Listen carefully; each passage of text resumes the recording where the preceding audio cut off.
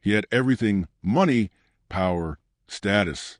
But there was one thing the billionaire couldn't buy: his son's smile. Doctors called it autism. He called it mystery. No connection, no laughter, just silence and sadness. Until one day, he came home early and stopped his tracks. There she was, his maid, a quiet, kind black woman in her 30s, sitting on the floor with his son, holding his hand, singing softly. And for the first time in months, the boy laughed. The billionaire's heart, once cold and closed, stirred. And what happened next would change all their lives forever. Thank you so much for clicking on this video. Whether you're new here or a part of this amazing storytelling family, I'm so glad you're here. This story is about love, healing, and unexpected heroes. And if that sounds like your kind of journey, you're exactly where you're meant to be. Before we begin, please take a second to like this video, subscribe for more emotional and unforgettable stories, and share it with someone who believes in the power of kindness. Now, sit back, breathe deep, and let me tell you a story you'll never forget. Who let him cry like that Preston Vale's voice thundered to the marble corridors sharp enough to stop the clocks to cry, had pierced the stillness of the mansion, and now, so that Maya William froze mid-swipe of the window pane on the second floor, her microfiber cloth still damp in her hand. She had only been working the Vale estate for 5 days, assigned to routine cleaning on the east wing. No one ever mentioned the 5th floor. In fact, most of the staff avoided it like it was cursed, but that sound, the shrill, cyclical sobbing that now rose again, wasn't something she could ignore. It wasn't a hungry cry. It wasn't sleepy or cranky. It was a sound of panic, the kind that clawed from the inside out. Miss, the butler called from downstairs, stay clear of the upper wing. She didn't answer. Maya climbed the final steps, heart racing at the end of the hallway. Behind a partially open door, flickering light pulsed from a sensory projector. A boy, maybe 7, sat curled on the carpeted floor, rocking violently, hitting his forehead in rhythm against a bookshelf. No supervision, no comfort, just pain and repetition. She paused at the threshold, everything in her said to turn back. But something deeper, something old and buried, kept her rooted. Her brother Jermaine used to do the same thing, same rocking, same sound. She remembered it vividly. Under the dinner table, arms tight across his chest, face stray with tears. No one could understand. Maya stepped softly into the room and crouched several feet away. Hey, sweetheart, she whispered, voice barely audible over his cries. I'm not going to touch you, just sitting right here. The boy didn't respond, but his movement slowed slightly. She kept her hands in sight, palms up, then slowly she lifted one hand and traced a simple sign across her chest, save a motion she hadn't used in years, when her grandmother had taught her to calm Jermaine. When words failed, the boy glanced at her, just a flicker, then resumed, rocking. A sharp voice cut through the air behind her. What the hell are you doing? Maya turned quickly. Preston Vale stood in the doorway, a towering figure of tailored precision and barely contained fury in one hand. He clutched his phone, the other gripped the doorknob like it might snap under his fingers. I'm sorry, sir, Maya said, standing instinctively. I heard him crying. And who gave you permission to be in this room? No one. I thought he might be in danger. Step away from my son. Her muscles stiffened, but she obeyed. Carefully, she stepped aside as Preston strode toward the boy. The moment he tried to lift his son, the child erupted, screaming louder, kicking, clawing, his arms flailing. In full panic, Preston struggled to hold him, shocked by the intensity. What's wrong with him? He muttered. Why does he? May I? Maya said gently, stepping forward again. Preston didn't stop her. She knelt, reached out, and the moment the child felt her presence, his screaming ease, he twisted toward her and collapsed into her arms like he'd been waiting for her all along. His small hands gripped her sleeve. He buried his face in her shoulder. The silence that followed was absolute. If this moment touched your heart, give Maya a like. She didn't say it with words, but with quiet empathy. And tell us in the comments where you're watching this from. You might not be the only one nearby feeling the same warmth right now. Preston stared, stunned. What did you do? I didn't do anything, sir, Maya said softly. I just listened and signed him. You know sign language a little. My brother, he's nonverbal, autistic. This used to help him calm down. Preston's posture shifted almost imperceptibly. His suit looked suddenly too tight for him. His presence, so forceful a minute ago, was now suspended, like he didn't know what to do with himself. What's your name? He asked. Maya William, the first clean, the east wing. You're not a therapist? No, sir, just a cleaner. He watched her hold his son like it was the most natural thing in the world. Can you stay a little longer today? Maya nodded, still swaying gently with the boy in her arms. Yes, sir.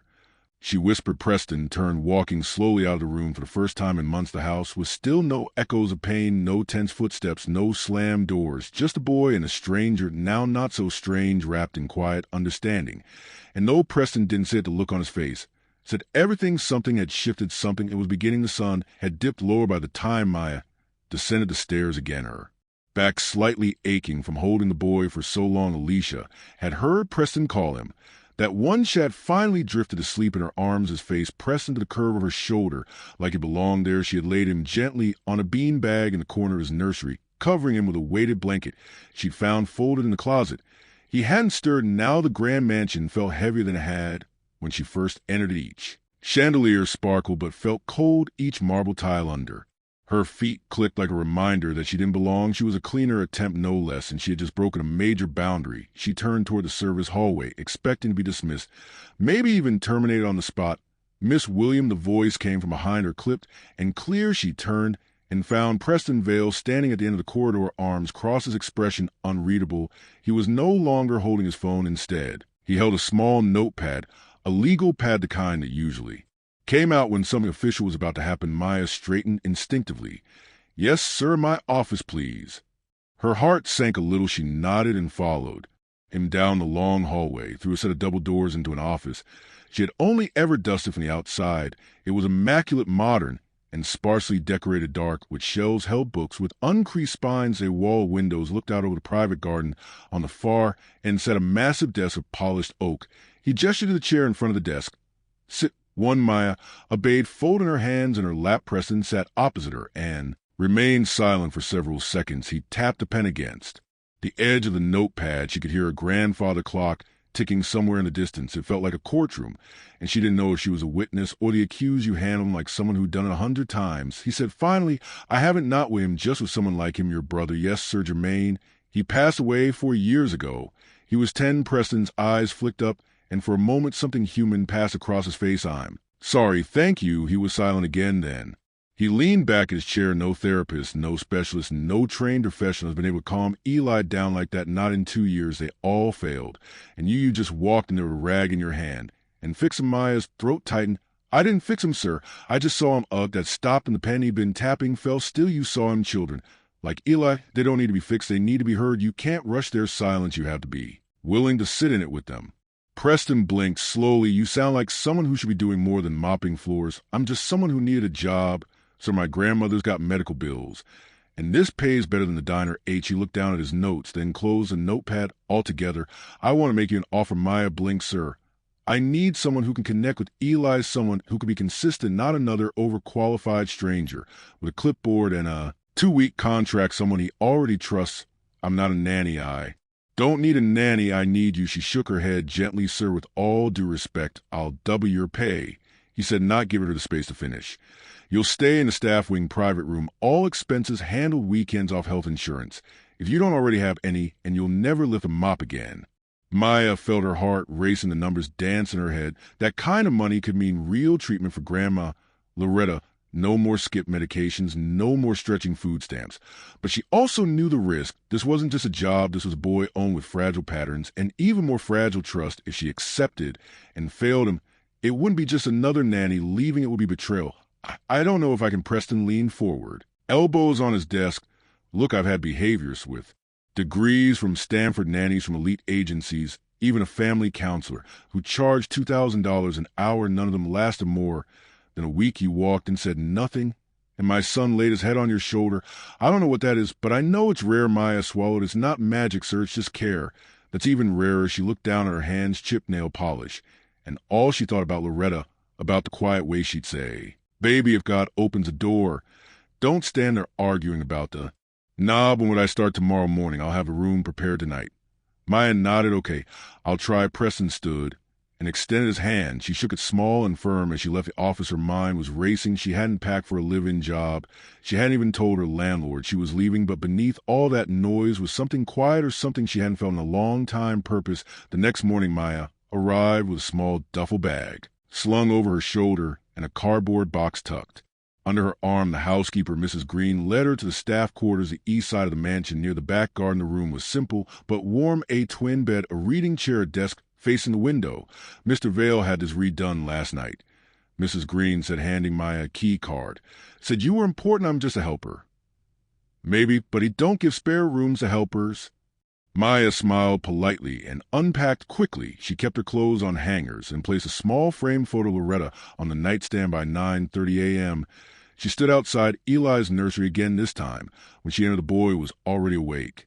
He sat on the rug sorting colored blocks into 2 piles in blue. Morning, Eli. She said softly. He didn't look up, but he paused just for a beat. She stepped closer, sat cross-legged a few feet away, quiet, non-threatening. After a few minutes, he nudged a red block toward her with his toe. She smiled. Thanks. She pushed a blue block back. The game had begun. Hours passed like that. No words, just color, rhythm, repetition. At one point, she began to hum soft, low, familiar gospel tones. Eli didn't protest, in fact. He leaned in slightly, the way someone might toward a warm fire-press and watched from the doorway in silence. He wasn't ready to say it out loud, but something about the way Maya sat there still and steady, not trying to fix or force, made his chest ache in. A way he didn't understand yet. No grief, not fear. Something else. Hope. Maya stood by the window of the nursery as dusk crept in, her arms loosely folded, and her gaze fixed on the garden below. The day had passed more quietly than she expected. No screaming, no outbursts, no frantic running. Eli hadn't spoken, of course. He still moved in silence, mostly engaged with the wooden puzzles and color-sorting games she had laid out. But he had let her sit closer this time. He hadn't flinched when she sang a soft tune under her breath. He had even touched her sleeve once briefly when she reached across him for a blue triangle piece. That one small touch had lit something in her cautious, almost sacred kind of hope behind her. She heard soft footsteps. She turned just as Preston Vale entered the nursery. He wasn't in his usual suit, just a white shirt with the cuffs rolled in gray slacks. His face looked less carved than usual, a little softer around the eyes. How is he today? He asked, his voice quieter than the sharp bark she remembered from their first meeting. Peaceful, she said, a faint smile lifting the corner of her lips. No meltdowns, no biting or hitting. He was steady. Preston stepped farther into the room, his eyes on his son, who was now lying on his stomach, carefully pushing a toy train along the track. I don't know what you're doing, he muttered. But it's working. It's not a trick, Mr. Vale. She replied gently, its time, its presence, and letting him lead. He nodded slowly, as if trying to understand a language he had never learned to read. He used to love trains. He said suddenly Emmy's wife used to take him to the Railroad Museum every other Saturday. Maya's gaze turned toward Preston's face, had turned toward the window, now eyes distant.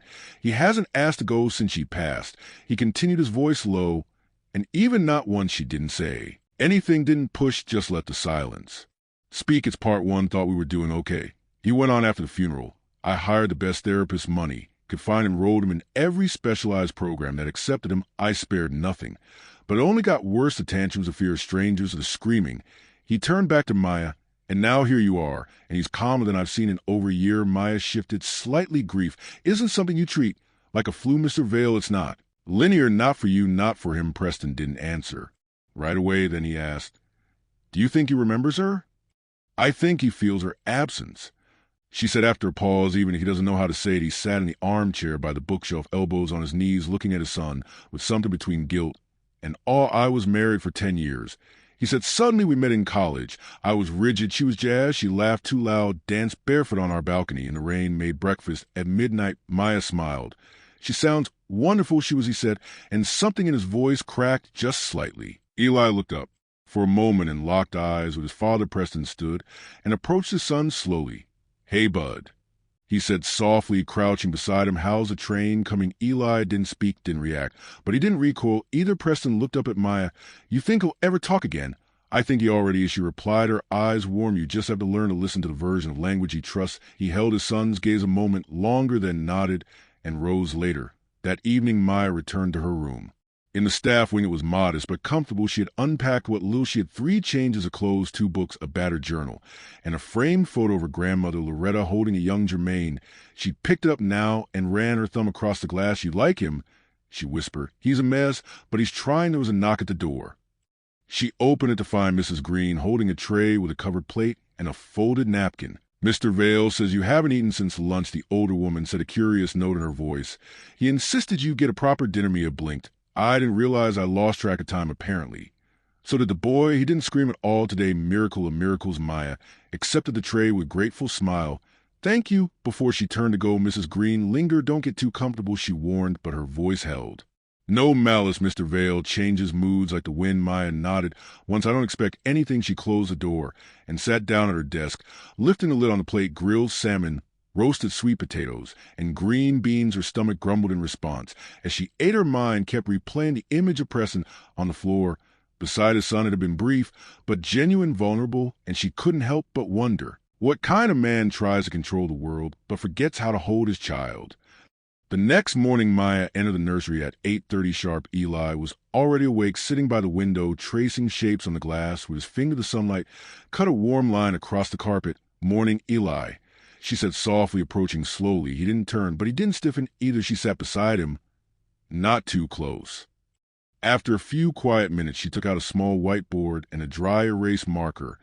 "I thought we could try something," she said gently. She drew a sun, then a cloud, then handed the marker to him. He stared at it for a long moment, then took it slowly and drew a crooked heart. Maya smiled, even as tears stung behind her eyes. From the hallway, Preston had stopped outside the door. He watched a moment through the crack in the frame, his hand hovering near the handle, but not opening it. Something inside him was shifting slowly, painfully, like an old hinge learning to swing again. He turned away before they noticed, but his thoughts stayed in the room that night. He sat alone in his study with a glass of scotch. He didn't drink. On the desk lay a file, Maya Williams' employee application, her background check, and a handwritten reference letter from her former manager at a diner in Queens. He read the note twice. "She's not fancy, but she shows up early, works late, and never complains. She's kind, and she knows how to listen even when people don't know how to talk." Preston folded the paper and leaned back in his chair outside. The wind stirred the trees along the stone fence inside. For first time in months, the silence felt like comfort, not a void, in a house built by money, guarded by rules, and haunted by law. Someone had finally arrived who didn't try to fix the cracks. She simply sat beside them. And for Eli, and maybe for Preston too, that was enough to begin. Again, it had been nearly 3 weeks since Maya William had taken a job that wasn't hers to begin with, caring for the boy no one could reach, and by now her presence in the Vale mansion had gone from anomaly to necessity. Each morning, she entered Eli's nursery with the same quiet ritual, no sudden movements, no grand gestures, just a steady rhythm of showing up, and in return, Eli began to offer more. He hadn't spoken, not once, but his eyes began to seek her out. He followed her with silent trust. He handed her objects, little things, a block, a button, a puzzle pieces, as if they were messages he didn't yet know how to write. That morning, Maya laid a new routine before him. She brought in a soft mat, some scented clay, and a series of cards with emotions drawn in bold, cartoonish expressions. "This one's happy," she said, showing the first card. "Happy like when the music plays." Eli took the card, touched it once, then looked up at her face slowly. He pressed the card to his own chest. "Yeah," she whispered, "that's right." When Preston came home that evening, the house felt different again, not silent the way it had been for a year, not empty, but humming faintly with signs of life. In the kitchen, Mrs. Green had soft jazz playing from the tablet. The windows were cracked open. Somewhere upstairs, a child laughed, not loud, not boisterous, but a quick, pure giggle that stopped in his tracks. He dropped his keys onto the hallway console and followed the sound. Maya was kneeling on the living room carpet, a toy giraffe in one hand, a sock puppet on the other. Eli sat across from her, cross-legged, watching intently as the giraffe and the sock puppet mimed a silly fight over a cup of pretend tea. When the sock puppet fell over with a squeaky oof, Eli's mouth stretched into a full smile. No sound came but his whole face lit up. Preston couldn't remember the last time he'd seen it. Maya noticed in the doorway. She straightened, quickly brushing lint from her slacks. "Mr. Vale, I didn't hear you come." He walked in slowly, still looking at Eli. Was at him, laughing. She nodded, sort of no sound, but he's getting close. Preston crouched beside his son. "Hey, buddy," he said. Eli didn't retreat. He didn't flinch. He reached out and touched his father's shirt briefly before turning back to the toys. Preston felt his throat tighten. "He's trusting you more," Maya said softly. Preston nodded, but didn't look away from his son. He used to play with Emma like that. She had this sock puppet voice. It was ridiculous, but he loved it. He stood up and looked down at Maya. "Thank you." She gave a faint smile, eyes warm. "I'm not doing anything you couldn't do. That's the part one find hardest to believe," he said, half joking, half defeated. Later that night, Maya made her way to the small garden behind the staff wing. It was late spring, and the elas had just started to bloom. She carried a mug of tea her grandmother's blend, cinnamon and dried hibiscus. She sat on the wooden bench under the magnolia tree and breathed. She'd been afraid at first that her time here would be temporary, that One wrong word, one wrong moment would send her back to mopping floors. But Preston hadn't just tolerated her. He'd started seeking her out at first only about Eli, then about meals and books, and lately just conversation. She didn't fool herself into thinking she belonged to his world. He was white, wealthy, powerful, and guarded. She was none of those things. But when they talked, truly talked, there was something level and human. The garden gate creaked behind her. She turned. Preston stood in the moonlight holding two mugs. "I thought you might like chamomile." He said. She blinked surprise. "That's very thoughtful. I figured it's either that or more bourbon. And you don't strike me as a bourbon before bed person." She chuckled. "Number that would put me straight on my back." He sat beside her. "Not too close. You come out here every night. When I can't sleep, same." They sipped in silence for a moment. "I've been meaning to ask," he said, his voice quieter, now more careful. "Your brother, what happened?" She exhaled slow. "He had a seizure, complications from an infection. He passed in the hospital while I was filling out paperwork for insurance." Preston looked at her. "I'm sorry, thank you. He was the only person in the world who saw me without expecting anything back." He was quiet, then said, "That sounds like Eli." "Yes," she said softly. It does another pause. Preston ran a hand through his hair. "You make this look easy. But I know it's not. I know I'm difficult. That this house can be cold, that Eli's challenges can be overwhelming." She turned to him. "You're not difficult, Mr. Vale. You're just grieving in the only way you know how." His eyes met hers. "Call me Preston, please." She hesitated, then nodded. "Okay, Preston." A gust of wind rustled the branches of lights, and the second floor glowed softly through the windows. Somewhere above them, Eli stirred in his bed. "I want to learn," Preston said. "Suddenly, I want to know what you know about him, about how to reach him." Maya's heartbeat faster. "You're already halfway there, Number. I watch you with him, the way you read his cues, the way you understand what he needs before he asks. I don't have that instinct." "You don't need instinct," she said. "You need willingness, and he'll teach you if you're patient enough to listen." He looked at her, and for a moment something shifted in the air between them. "I want to try," he said, and for the first time Maya saw, not the CEO, not the man with perfect posture and calculated words, but father uncertain, flawed, and finally ready. The next day, everything changed. Maya led a small lesson in the living room, simple sign. Language more stop. Help love. Preston joined them, clumsy but earnest. Eli watched, then copied at one point. Preston signed more, and Eli responded with a half-formed version of the same gesture. Preston's eyes filled, but he didn't say a word, just nodded, smiled, and reached for his son's hand later. That evening, Maya wrote in her journal by the window, recounting the moment. "He's coming back to the sun." She wrote not as a savior, not as a fixer, but as a father learning a new language, one built on silence, trust, and steady hands. She looked up as a knock came at her door. Preston stood outside, holding a book. "I found this in Emma's things." He said, "It's about parenting children with sensory disorders. I thought you might want to read it together." She took it gently. "I'd like that."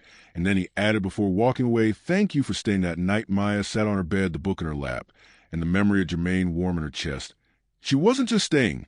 She was building something slowly, quietly, like Eli's laughter, like trust blooming between unlikely hands. The early summer light streamed to the nursery windows, casting golden beams onto the wooden floor. Maya sat cross-legged across from Eli, gently encouraging him to press different animal shapes into a soft patch of kinetic sand. Was part of their morning routine now, sensory time. Before breakfast, a calm, consistent way to ease him into the day. Eli didn't speak, but he responded more and more with eye contact, small gestures, even tentative smiles. When Maya sang softly, he swayed. When she laughed, he tilted his head to watch her longer, and once when she reached for the sand mold, he touched her wrist and pushed it gently toward her. "Thank you," she whispered. He didn't respond, but his fingers brushed her palm in reply. Preston had begun joining these sessions 3 times a week. He no longer hovered in the background, arms folded and unreadable now. He knelt beside his son, mimicking Mia's gestures, learning the signs slowly, but with deep concentration. Cow Mia signed that morning, forming the horns with her fingers. Eli didn't copy, but he stared, then pointed to the small cow figure on the mat and pressed into the sand with surprising care. Preston laughed quietly, but genuinely. "He's getting it," he said. Maya smiled and turned toward him. "So are you." That afternoon, Preston invited her to walk the garden with him. After lunch, Eli had fallen asleep in the sunroom, a blanket loosely wrapped around him, and a stuffed bear held tight in one hand. Maya hesitated for a moment, unsure if this was still professional, but then followed him out past the manicured hedges down toward the old gazebo. They walked slowly side by side. Preston had removed his jacket and loosened his collar. It was the first time she'd seen him without that ever-present armor. Eli's therapist called this morning. He said, "I didn't mention it earlier because I wanted to see how the day went." Maya looked up. Is everything all right? She said, his developmental milestones are still delayed, but she noted significant behavioral improvements. He's beginning to trust again. Maya said softly, that takes more than therapy, that takes safety. Preston nodded, hands in his pockets. She also said, well, she asked what changed in the home environment. I told her it was you. Maya chuckled, brushing a braid back behind her ear. I'm just one part of it. He stopped walking and turned toward her. You're the part that matters. She met his eyes, and for a brief second the world narrowed, the breeze slowed, the sound of birds faded. Preston's expression was different now, not the guarded, clipped detachment she'd come to expect, but something quiet or raw. Before Emma died, he began, his voice more gravel than usual. She said, I was always 2 steps behind, that I never saw what was in front of me until it was too late. Maya said, nothing, only listen. She handled everything, the school, forms of therapy, sessions, the tantrums. I just wrote the checks. He swallowed hard, and when she got sick, I panicked. I started controlling everything, as if order could save her, as if structure could replace her presence. Grief makes us grasp for anything that doesn't move, Ma said gently, because what moves might disappear. He looked at her, sharply surprised, then slowly nodded. You speak like someone who's lost something, someone who's lost someone. She corrected, her voice barely above a whisper we all carry. Echoes. They continued walking in silence. The shadows stretched across the garden. Maya reached out and touched a blooming camellia. These used to grow outside my grandmother's porch, she murmured. She used to say they were stubborn flowers, that they bloomed when they felt like it, not when others expected them to. Sounds familiar, Preston said. She smiled. I suppose it does. That evening, as the sun dipped low and Eli napped on the couch, Maya found herself in the study. Preston had invited her to review an old therapy binder he'd found in the closet. Notes and videos from Eli's earliest sessions. Emma filmed everything he said, handing her a USB drive. She always said, one day we'll forget the hard parts and miss the details. Let's save the details. Maya sat at the desk and opened the folder on the screen. The first video began. Play. A much younger Ella, maybe 4 years old, sat at a low table with a therapist. Emma's voice narrated gently from behind the camera, coaching Preston on how to use signs for eat, sleep, and Mom. Maya watched in stillness as the video continued. In one clip, Eli reached toward Preston and signed love clumsily. Emma's laughter followed. That's your daddy, baby, good job. Maya turned slightly in her chair to see Preston standing in the doorway. He didn't enter, just watch. His face had gone pale. I forgot about that video. He said, I haven't watched these since before the funeral. She was good with him. Maya said she was everything. He replied, his voice cracked just a little, and I erased her. Maya stood and walked slowly to where he was. No, you didn't. You were surviving. You were breaking open in silence. Preston looked down at her. Is that what I was doing? Yes, but now you're healing. He stared at her, unreadable. And you are you.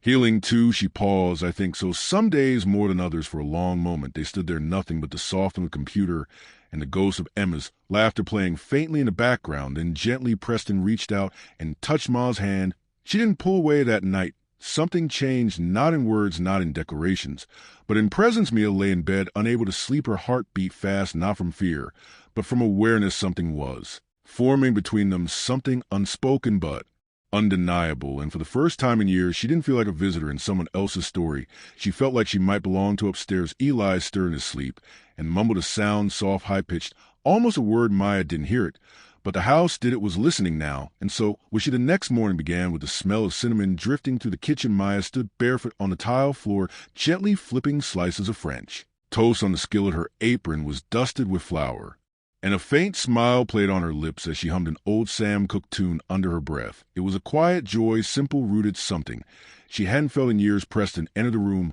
quietly, freshly showered, and dressed in a white button-down and gray slacks, but without a tie. For once he paused at the doorway, watching her work. Didn't know breakfast could sound so good, he said softly. Maya glanced over his shoulder.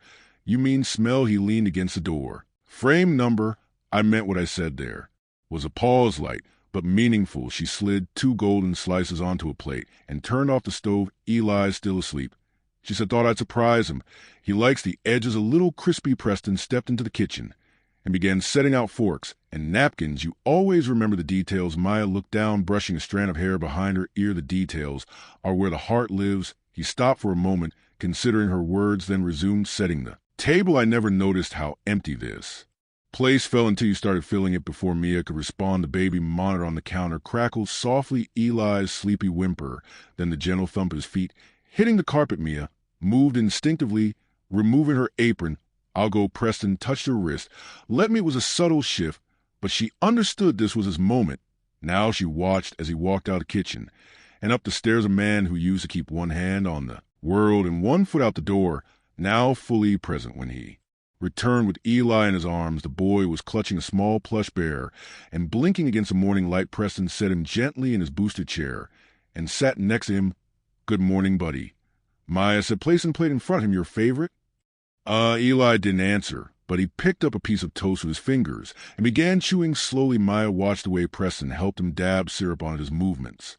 Careful, patient, there was no rush in the room, no pressure, just connection. Later that day, the house welcomed a guest, Dr. Lydiachin, Eli's longtime developmental psychologist, a petite woman with sharp eyes behind silver-framed glasses.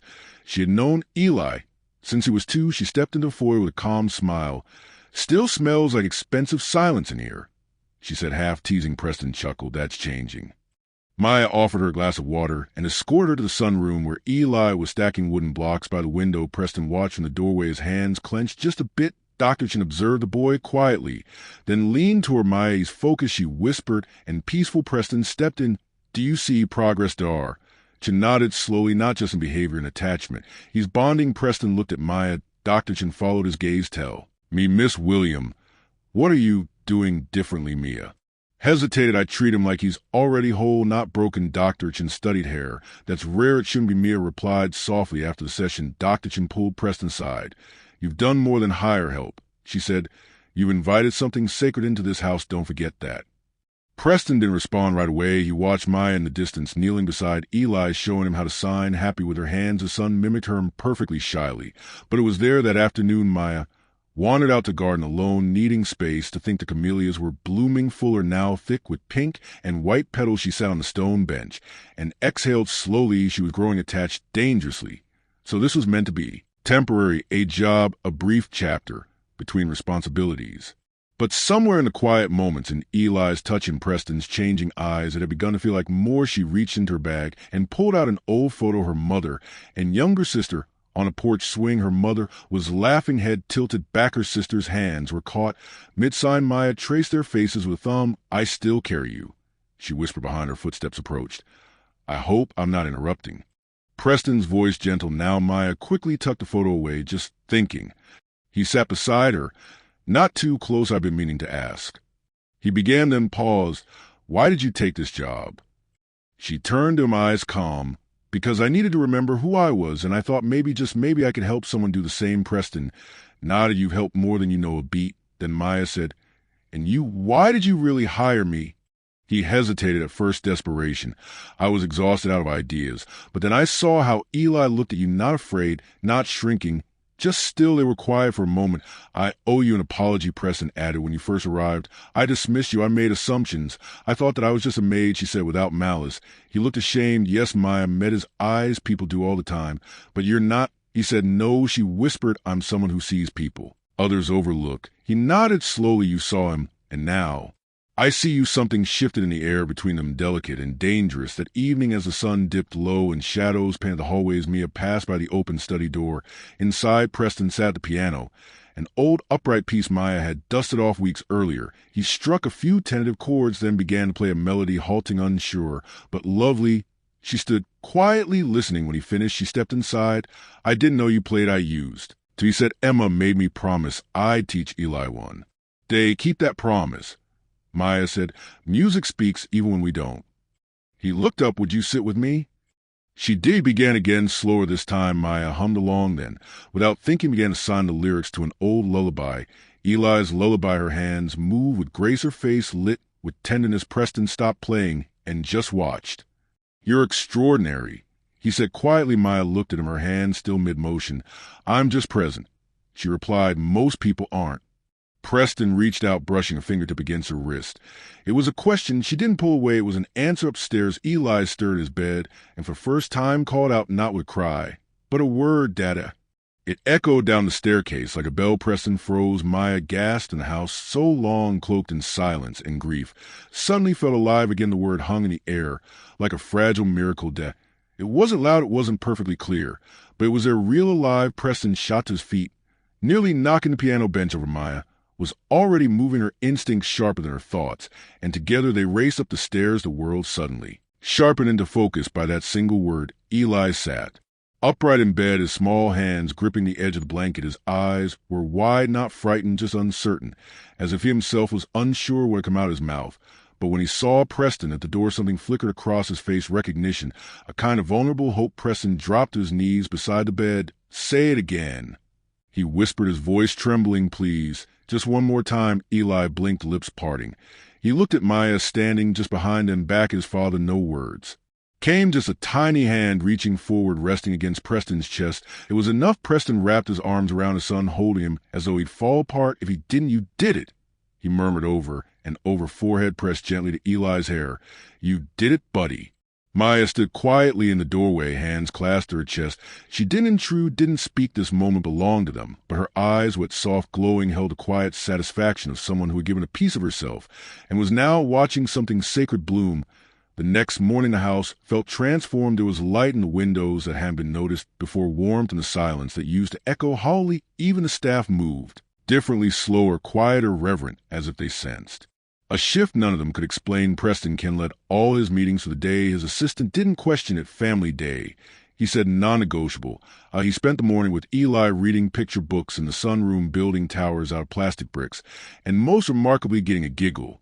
When he made a silly face, it wasn't much, but it was a sound Preston had waited years to hear, a sound that brought him to the edge of tears more than once. Maya stayed near, not hovering, just present. She brought snacks, wiped sticky fingers, offered soft encouragements, and whenever Eli looked her way, he smiled, small, fleeting smiles, but smiles nonetheless. Around noon, Dr. Lydiachin returned unannounced, but not unwelcome. Preston had texted her the night before 3 words, all caps. He said, "Dada."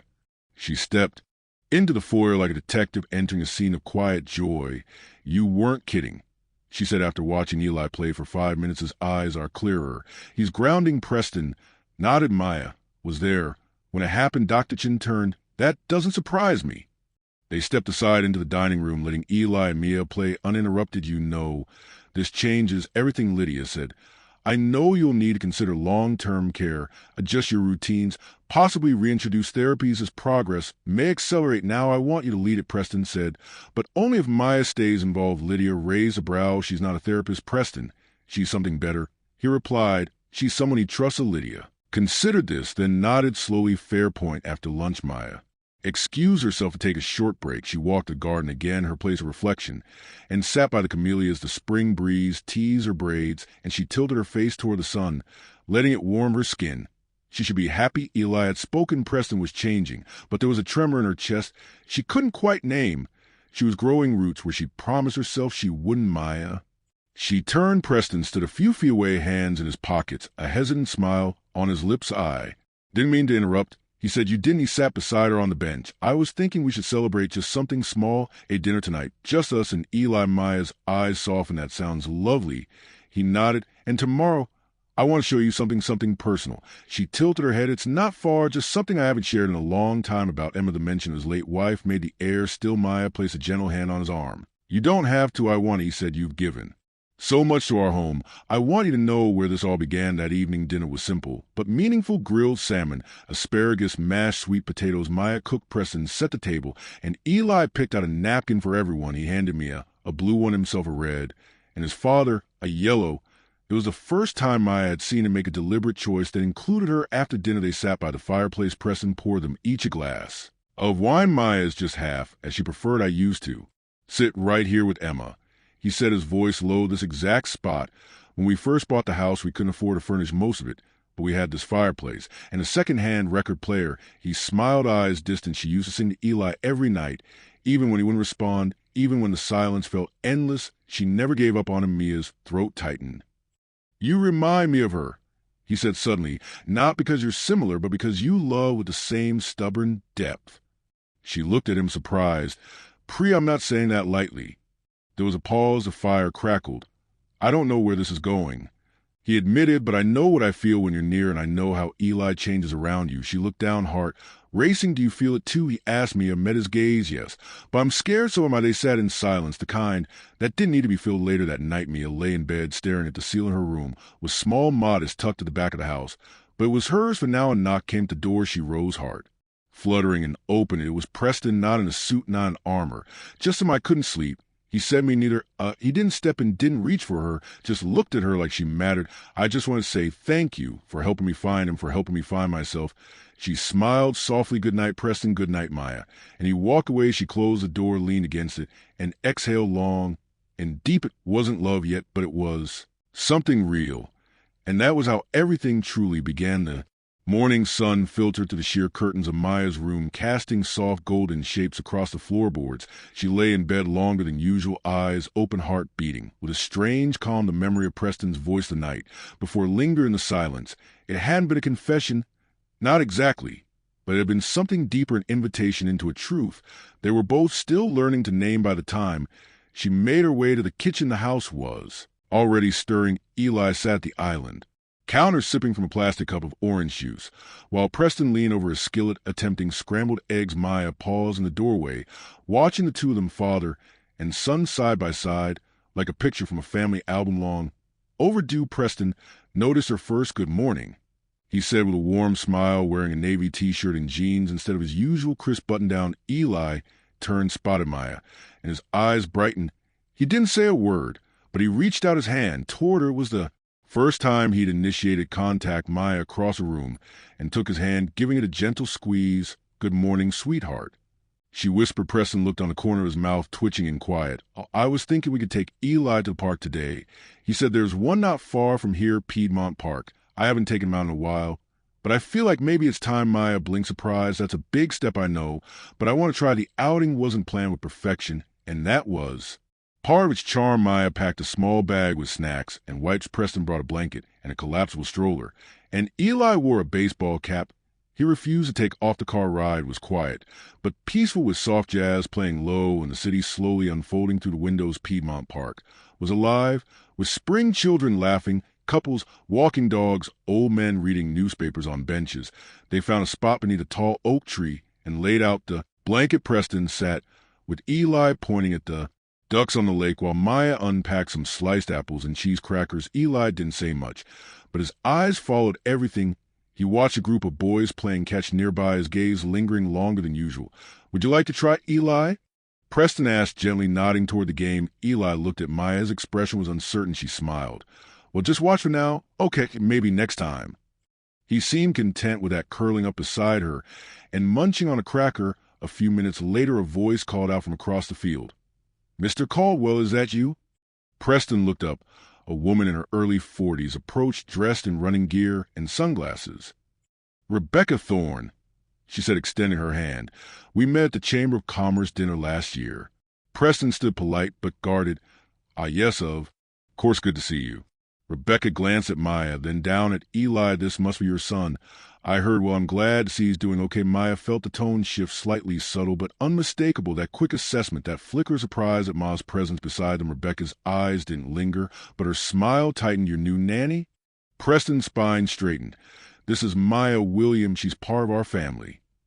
Rebecca blinked. Oh, well, that's nice. She turned to Eli again, then back at Preston. Listen, I don't want to intrude. Just want to say hello.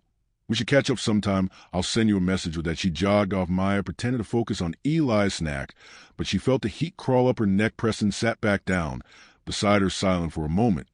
I'm sorry about that, he said softly. You don't have to be. No, he insisted, turning to her.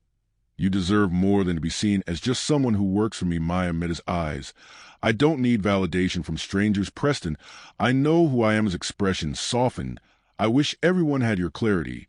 They spent another hour in the park, letting Eli explore the grass, listen to bird song, and gather small rocks like treasure. When it was time to leave, he didn't cry. He held Maya's hand and walked beside her all the way to the car. That evening, as twilight deepened over the state, Preston stood by the window in his study, a glass of whiskey untouched in his hand. Maya knocked gently on the door. Come in. She stepped inside, pausing at the threshold. Eli's asleep. Thank you. He gestured for her to sit. There's something I want to show you. He opened a drawer and pulled out a worn photo album. Maya moved closer, sitting beside him on the leather sofa. The album smelled faintly of old paper and lavender. This, he said, opening to the first page, was Emma's idea. She started it when we first found out we were pregnant. Every month a new photo, every milestone. And then after she passed, I stopped adding to it. The photos were beautiful Emma's glowing smile, a baby Eli bundled in blankets, tiny footprints pressed in ink as they turned the pages. The images faded from color to grayscale, not physically, but emotionally. This is the last one. Preston said, pointing to a photo of Emma holding Eli under a maple tree, her face radiant despite the 4-line taped her arm 2 weeks before she died. Maya ran her fingers gently along the plastic sleeve. She loved him so much. She did, he whispered, and I failed her. I shut down. I buried myself in work and meetings and pretending that grief wasn't eating me alive. You were surviving. Preston turned to her. You're helping me live the silence. That followed wasn't awkward. It was sacred. I've been thinking. He said after a moment, I want to formally hire you not just as a housemaid or a caretaker, but as Eli's developmental guide. We'll set up training a plan. I'll make it official. Maya blinked. That's generous. It's not generosity. It's necessity. You've done more for him than any therapist or specialist in the last 2 years. She nodded slowly. I'll accept in one condition, name it, that we keep doing this together as a team, no titles, no distance. He held her gaze. Deal. They sat there, the album open between them, two people bound by loss, and something slowly growing beyond it. Just before she left the room, Preston called her name, Maya. She turned. He stood, walked toward her, and then, without rushing, he pulled her into an embrace. It wasn't romantic. Not yet. It was something older, deeper recognition, the kind that says, I see you. And in the quiet safety of that moment, Maya finally allowed herself to believe she belonged. The next morning began with an unexpected knock, not the gentle kind that hinted at domestic routine, but a sharp, echoing rap that stirred both tension and memory. Maya was in the kitchen, preparing Eli's favorite oatmeal. When she heard Preston appeared seconds later, his brow creased even before he reached the door. Standing outside was a man in a tailored gray suit with a clipboard tucked under his arm. He wasn't alone. 2 others flanked him, one in business, casual, the other in a sharp blazer. With an earpiece, the insignia on the clipboard read, Child Welfare Services. Mr. Caldwell, the man asked, polite but firm. Preston nodded slowly. Yes, what's this about? I'm Marcus Fielding. We receive a report of possible neglect concerning your son, Elijah Caldwell. We're here for an assessment. For a moment, the only sound was a wind through the trees. Maya had stepped into the hallway, by then holding Eli close against her hip.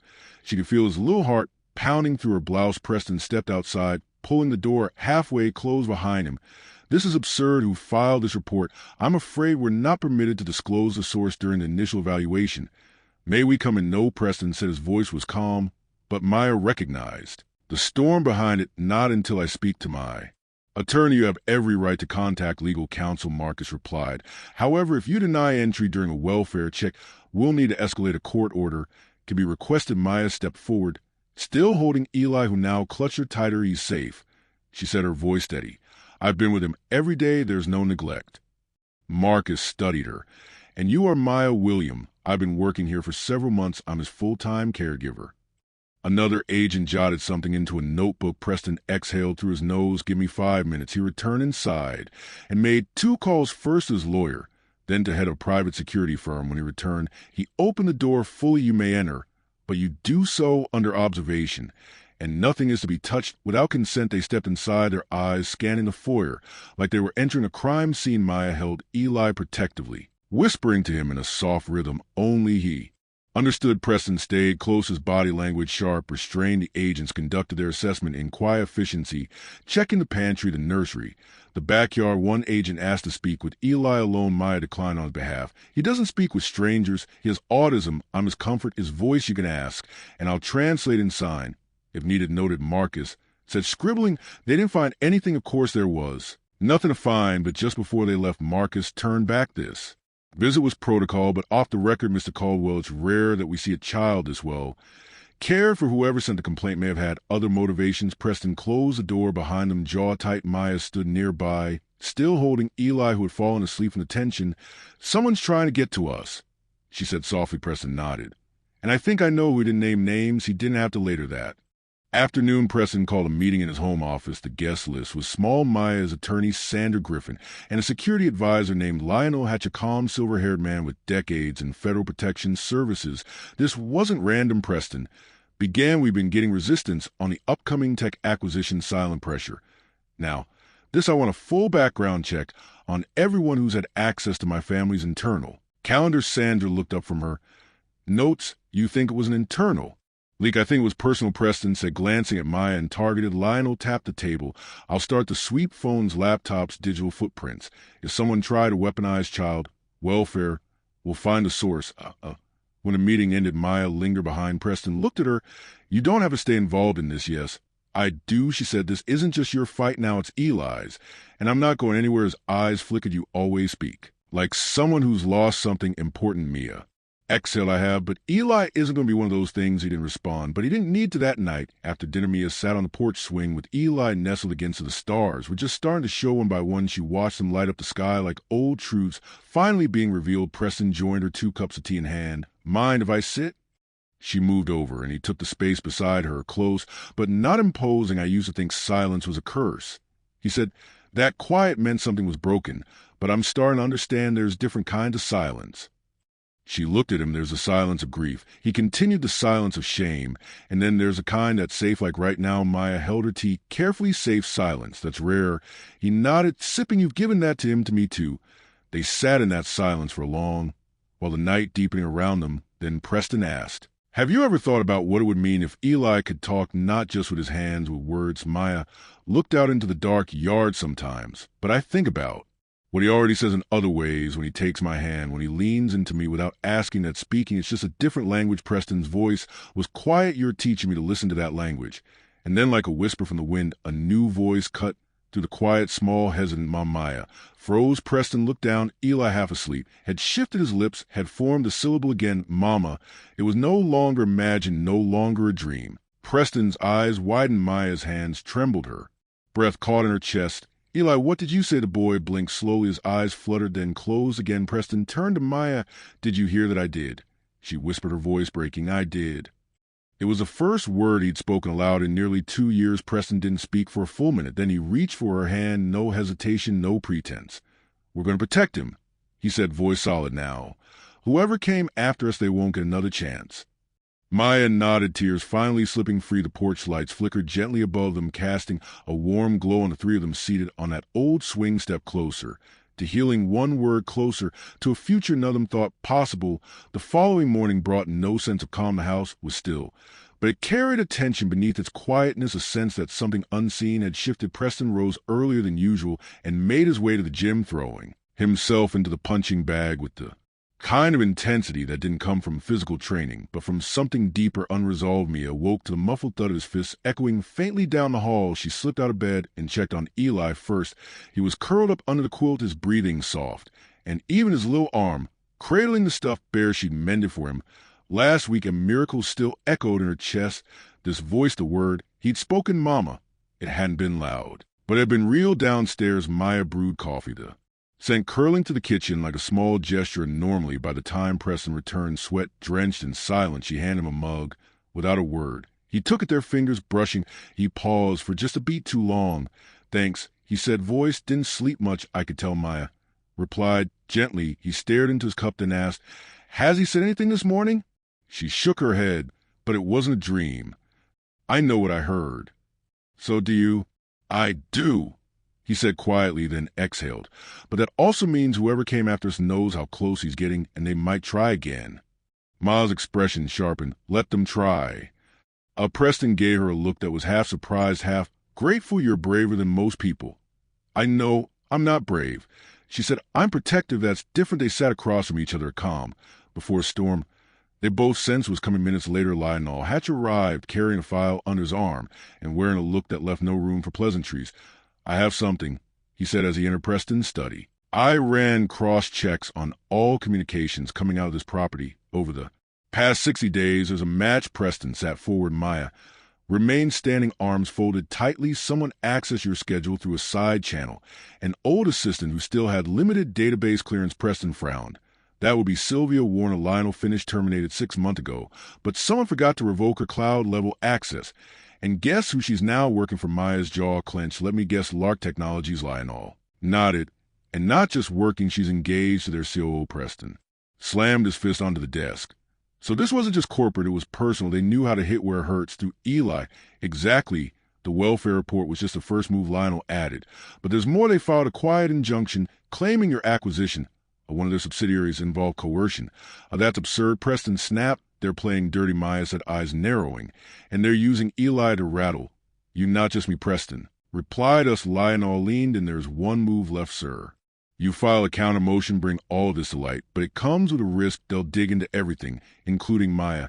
She looked up. I don't have anything to hide, Preston stood. And even if she did, it wouldn't matter. She's part of this family. Now, I'm not letting them drag her name through mud. Maya's breath caught. He hadn't said those words before, not like that. Her eyes searched his face, trying to find if he meant it or was just trying to protect her. Legally, but he held her gaze with a quiet certainty. I'm going to make the call. He said we take them to court publicly by late afternoon news. Began to trickle out through press channels. Caldwell Dynamics had filed a countersuit against Lark Technologies, citing defamation, emotional trauma, and abuse of government agencies for personal gain. Maya watched the news unfold from the guest room, Eli asleep. Beside her phone buzzed nonstop with messages from friends she hadn't spoken to in years. Some were supportive, some were confused, others were hostile. One message stood out. It was from a private number. I know what you are. He'll find out. You don't belong there. She stared at a hand shaking Preston. Found her 20 minutes later. Her expression told him everything. He didn't ask. He just took her phone and scrolled. When he saw the message, his jaw tensed. This has to stop. He said, she looked up. They're not going after you. They're going after me because they can't touch me without touching you first. There was silence between them. Then Preston said, come with me. Ummi led her down the hall to the family room where a fire had been lit and soft jazz played in the background. Eli stirred on the couch, blinking sleepily. Preston knelt beside him and began signing slowly. Maya watched, surprised. The signs were clumsy, but sincere. Safe daddy love. Maya. Eli's face lit up with a small smile. Preston turned to Maya. I've been learning quietly, because if I'm going to be the father he needs, I can't wait for someone else to teach me. She didn't speak, not at first. Her throat tightened too much, but when she finally found her voice, it was softer, already becoming that night. Lionel's team set up surveillance grid around the estate, drones, motion sensors, secure perimeter alarms. No one would come near the house unnoticed again. But the storm wasn't just outside, it was in headlines and whispers, in anonymous comments online. Maya became a quiet lightning rod, praised by some, vilified by others. Rumors swirled that she was a gold digger, that she had seduced Preston for power, that she had manipulated a vulnerable child. Preston tried to shield her. He issued statements, stood by her side at every press conference, but some shadows couldn't be pushed away with statements. One night, after a particularly cruel article, called her the maid who would be Queen. Maya sat alone on the back porch, wrapped in a blanket. Preston joined her quietly, handing her a cup of tea. I used to think I could fix everything with money, he said. Turns out the things that matter most can't be bought, they have to be fought for. She sipped, eyes red. Do you think it'll ever stop? He looked at her number. But I think we'll get stronger together. Her voice cracked. Do you ever regret bringing me into all this? He didn't answer with words. He reached over, took her hand, and placed it over his heart. No, he said simply, because you brought me back to mine. Tears filled her eyes again, but this time they weren't from hurt, they were from hope. And that night, in the quiet hush of the house, on the edge of scandal, the three of them, Preston, Maya, and Eli, slept under the same roof with something they hadn't shared fully before. A sense of family, fragile, earned, but real. The courtroom was colder than expected, a stark contrast to the emotional heat simmering beneath Mia's skin. She sat quietly beside Preston at the defense table, hands folded tightly in her lap. Her breath steady but shallow around them. Cameras clicked and murmurs stirred as reporters filled every available seat in the gallery. This wasn't just a hearing, it was a spectacle. Judge Adeline Monroe, a woman in her 60s, with silver hair pulled tightly into a bun, entered and called the session to order. Her presence was commanding without being cruel, her gavel echoing through the room with finality. This court will now hear Caldwell Dynamics versus Lark Technologies, she said, voice unwavering. Maya's eyes flicked toward the opposing side. Sylvia Warner sat smugly in the front row, her engagement ring catching the light like a trophy. Beside her was Greg Sinclair, the CEO of Lark, with the coldness of a man who thought everything was a negotiation. They barely spared Maya a glance, as if her role in the case was ornamental at best. But she wasn't here to be overlooked, not anymore. Preston leaned over and whispered, they're expecting you to flinch. Don't give them the satisfaction. She gave a tight nod. Her fingers still trembled, but her heart didn't. The first testimonies began. Legal jargon filled the air, each side presenting arguments about data access, unauthorized schedule leaks, and the weaponization of the welfare system. Lionel Hatch took the stand, delivering his findings with clinical precision. He outlined the digital trail, the unrevoked access, and the links between Sylvia and Lark Technologies. The court listened, But the tension didn't truly rise until Mia's name was mentioned. And what role did Miss Maya William play in any of these corporate decisions? The opposing attorney asked, voice sharp with condescension. Lionel answered calmly. None. She was a house staff member. Her only concern was the safety of the child. Then why? The attorney pressed that she continue to involve herself in matters far beyond her professional scope before Lionel could respond. Judge Monroe raised a hand. Miss William, are you prepared to testify today? Maya froze. Preston looked at her. It's your call. She stood slowly, legs steady despite her heartbeat. Yes, Your Honor, I'm ready. The courtroom shifted. Every eye turned to her. As she approached the stand, Sylvia smirked, and Mia met her gaze without. Flinching under oath, Mia recounted the event. She spoke of finding Eli, of the silent moments that passed between her and the boy who had not spoken for years. She told him about learning his signs, about the night of the fake welfare call, about the terror in Eli's eyes when strangers entered the home. And did Mr. Caldwell instruct you to act beyond your duties? The Lark attorney asked, leaning forward. No, Mia replied, but I chose to protect that boy. I would do it again. And why would a housekeeper insert herself into such a delicate situation? The implication was clear. The insult hung in the air. Maya's voice didn't shake. Because that little boy wasn't just frightened, he was forgotten. And I know what that feels like. The courtroom quieted. Even Sylvia's smirk slipped. Maya continued, I grew up in a system that never noticed when I went hungry or when my sister couldn't hear, and no one bothered to learn how to talk to her. I promised myself that if I ever saw that look in another child's eyes, I wouldn't walk away. Judge Monroe regarded her carefully. Thank you, Miss William. You may step down. As Maya returned to her seat, Preston gave her hand the slightest squeeze beneath the table. You were remarkable, he whispered. She didn't smile.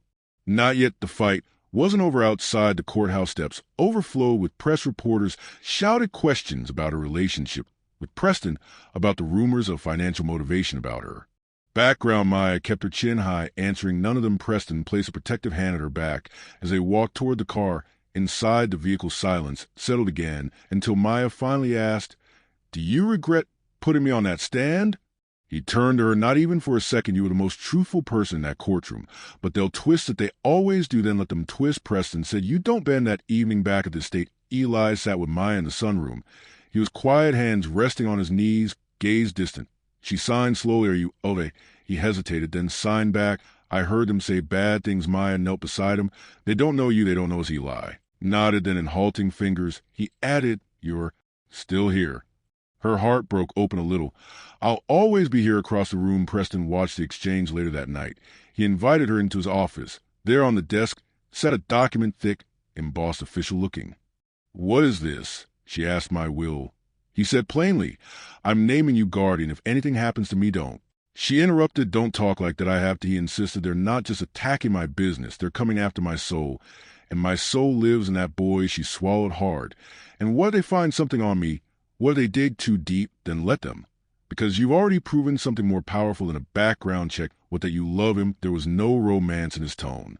No dramatic flair, just the truth. And sometimes that was the most beautiful thing. Later, that week, a ruling came. The court found insufficient evidence for Lark Technologies' allegations and dismissed the case with prejudice. But the judge's final remarks were what silenced the crowd. I find it deeply disturbing. Judge Monroe said that a private corporation would manipulate child welfare systems for corporate gain. Miss Williams' actions reflect the highest moral standard one we would do well to emulate. This court recognizes her not just as a witness, but as a protector. In the room erupted in whispers. Sylvia's face blanched. Greg Sinclair stood and walked out before the gavel. Even fell outside. Press again swarmed Maya. This time the questions were softer. Some were even kind. How does it feel to be vindicated? Will you stay with the Caldwell family? Preston stepped forward, shielding her. But Maya didn't retreat. She turned to the camera's eyes steady. I didn't do this to win, she said. I did it because a little boy needed someone who wouldn't leave that night at home. The quiet was different. It wasn't empty. It was full of something sacred. Eli fell asleep beside her on the couch, his hand curled in hers. Preston stood by the doorway, watching them both with a look that no longer needed explanation. Family wasn't always made by blood. Sometimes it was chosen in the middle of chaos. Sometimes it was proven in a courtroom. And sometimes it was simply a hand held through the storm, refusing to let go. The following morning carried a kind of stillness that felt unfamiliar, not the quiet of uncertainty, But the calm that follows after long, punishing storm sunlight spilled to the estate's tall windows, warming the marble floors that once felt too cold, too sterile now the house, seemed a living not with noise, but with peace. Maya stood at the kitchen counter, making pancakes from scratch. Eli sat on a stool nearby, still in his pajamas, watching her with the soft gaze of a child who finally felt safe. He didn't speak, rarely did, but he signed one word with gentle fingers. Happy. Maya's chest tightened. She turned to him and signed back. Me too. Behind them, Preston entered quietly, a cup of coffee and hand tie still hanging loosely around his neck. His presence no longer carried the guarded stiffness of a corporate giant now. There was a softness in his eyes that Maya hadn't seen when they first met. Smells like you're trying to spoil him, he teased lightly. She gave him a smile if he's going to start his day watching the morning news talk about his dad. He deserves pancakes. Preston sighed, glancing at the muted television in the corner, where a live interview was airing. One of the anchors read headlines off a prompter. Caldwell family scandal ends with unexpected hero, the housemaid, who stood against the corporation. The boy who spoke through silence. They're not going to let this go anytime soon, he muttered. I know, Maya replied, flipping a pancake. But we don't need them to. Eli giggled as the pancake landed perfectly in the pan. It was such a simple sound, so small, but it carried weight. It was joy, and in this house joy had been rare. Later that day, a letter arrived via private courier. It was hand-delivered and sealed in a cream-colored envelope addressed to Maya. Her brows furrowed as she opened it carefully. Preston watched her from the library doorway. Something wrong? She unfolded the letter, eyes scanning the handwritten lines, and blinked in disbelief. It's from Judge Monroe, she whispered. She's offering to nominate me for the state's Child Welfare Advisory Board. Preston stepped forward, startled. That's that significant, as she says. She believes my experience, personal and professional, can help shape future policies. Maya didn't answer. Immediately her fingers tightened around the paper. It's not just about Eli, is it? It's bigger than him. There are more kids like him out there. Preston nodded solemnly, and not enough people willing to fight for them. For the first time since this entire ordeal began, Mia saw something beyond the mansion, beyond even Eli. She saw a path, a purpose, not to escape who she was, but to become more of it. That afternoon, the three of them drove out to a modest community center on the edge of the city. The building was old, but clean, its faded blue doors welcoming. Maya had learned about it through one of the lawyers at the trial, an after-school program for children with disabilities, mostly underfunded and understaffed. Inside, children sat in circles, some drawing, others using tablets with assisted communication. One young boy, maybe 7, struggled with his hands, trying to form letters in the air. Maya knelt beside him and gently guided his fingers. Like this, she said softly, signing the word home. He repeated it, his smile stretching wide. As he got it right, Preston stood in the doorway, Eli beside him, holding his hand. Neither said a word, but their expressions were identical, all admiration and something tender. When they left, the director of the center followed Maya out. If you ever wanted to volunteer or teach, your doors are open. She paused and looked down at Eli, who was now signing to Preston. I think I'd like that. That evening, as the sun dipped low and painted the walls in hues of gold, Maya sat alone in the garden. The scent of blooming jasmine drifted through the air, mingling with the distant sound of wind chimes. She held the judge's letter in one hand and her phone in the other. She finally called someone she hadn't spoken to in years, mother's sister, Aunt Lorraine. The line rang twice before a familiar voice answered. Maya, sweetheart, her throat tight and high. I just wanted to hear your voice. Oh, baby, I saw you on the news. I told your cousins, that girl right there. That's my niece. That's Maya William. And she's got more courage in her little finger than most people have in their whole body. Maya blinked away. Tears. I didn't think I'd come this far. Well, you did, and your mama would be proud. They talked for nearly an hour. Laughter returned, pain surfaced. But so did healing. By the time they said goodbye, Mia felt a piece of herself return, one she didn't know she'd lost. Later that night, Maya walked into the nursery. Eli was already tucked into bed, a small nightlight glowing beside him. She leaned down, kissed his forehead, and turned to leave. Wait, he whispered. She turned, startled. It was the first word he had spoken aloud in months. He pointed to her and whispered again, stay. Maya blinked, swallowed the lump in her throat, and sat beside him. He reached for her hand and closed his eyes. Downstairs, Preston stood at the foot of the staircase, listening. When Maya finally joined, his eyes searched hers. You okay? I'm more than okay, she said. I feel a hole. Preston hesitated. There's something I want to ask. She tilted her head. I know this isn't how things usually go, and I don't want to rush anything, but I'd like you to stay, not just the staff, as family. Maya's breath caught Preston. I'm not asking for answers tonight. I just wanted you to know that no matter what title the world gives you, made witness advocate, you've already become something far more important to me. She looked away, heart pounding this was. Never about love. No, he agreed it was about truth, but sometimes when the truth is finally safe, love follows. In the following weeks, Maya accepted the judge's nomination. She joined advocacy circles, traveled with Preston and Eli to community meetings, and started designing inclusive curriculum for schools. Her story spread quietly, respectfully, not as a fairy tale, but as a reminder that sometimes it's not the powerful who change the world, it's the ones who dare to care when no one else. Well, one spring morning, nearly a year later, a framed photo sat on Preston's office desk. It showed Maya and Eli sitting beneath a tree, sunlight filtering through the leaves, both of them laughing with abandon. Above the image, in small engraved letters, it read, "Family is the place where the storm breaks." And beneath it, a simple quote from Maya herself, "Justice isn't always loud. Sometimes it's just showing up and staying."